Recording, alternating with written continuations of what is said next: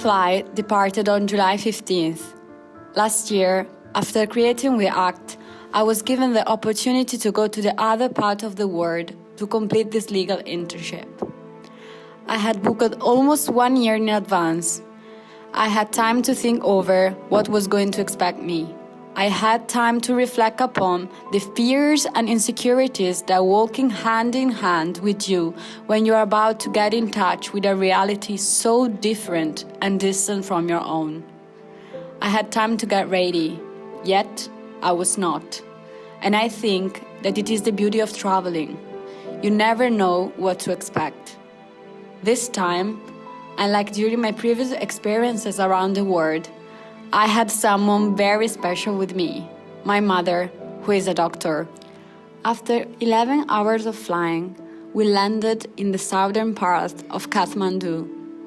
What immediately struck me was that the area had some similarities with all the other southern parts of the world, living by paying a high price to the north. The scenes of extreme misery and poverty were overwhelming. My mother and I were guests of Chori, a Nepalese NGO which focuses on finding victims of human trafficking. In particular, women and girls who were abducted for the purpose of commercial sexual exploitation and forced prostitution. Chori provides a safe place for the victims to live, together with legal and psychological assistance. After a complex journey with each one of the girls, Chori takes care of their reintegration in society by teaching them technical skills to allow them to find a job and lead a new life, away from the horrors of rape and trafficking, free from commercial sexual exploitation, free from being treated as object and merchandise, free from being raped. Chori gave them back their freedom, their dignity, their identity, their empowerment, and their rights. 1,000 girls were saved, supported, and helped. Today, there are 1,000 women and girls who are not being trafficked. All of this thanks to an NGO which was created by women, is directed by women, and is coordinated by women. Women who work to save and protect other women. Words are not enough to describe how grateful I am to have been given the opportunity to live inside the NGO, in the same place where victims live. I had the possibility to be in contact with them 24/7, and I received the gift of their stories. Stories which are terrifying, which make you lose faith in humanity, and make you realize that the evil human beings are capable of has no limits. But luckily, stories that, at the same time, give you a ray of hope, and after the tears, are able of giving you the most profound smile.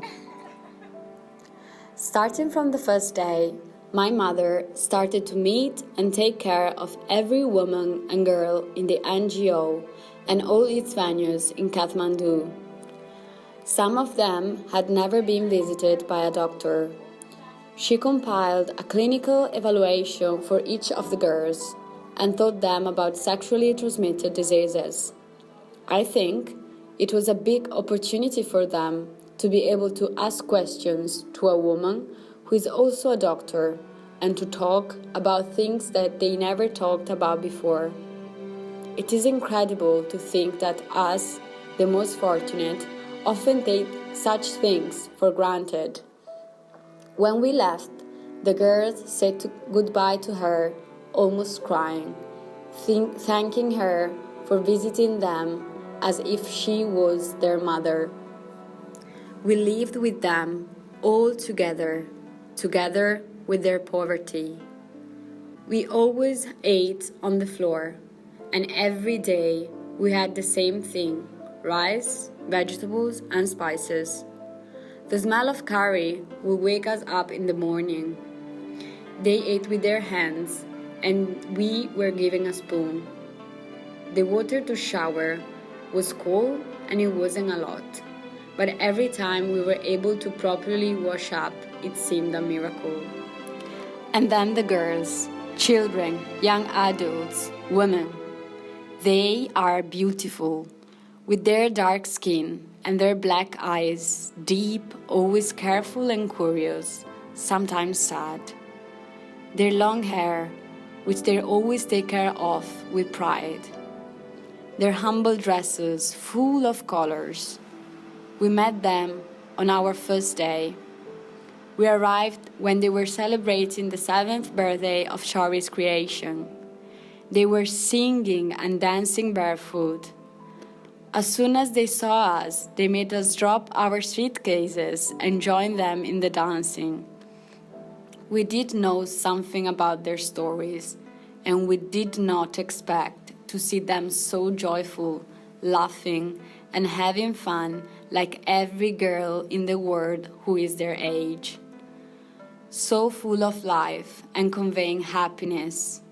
We were there, in that moment, with them, with life stories so different and distant, only because we were born in Italy and not in Nepal. Kathmandu welcomed us immediately with immense love and kindness, as if we were part of a big family.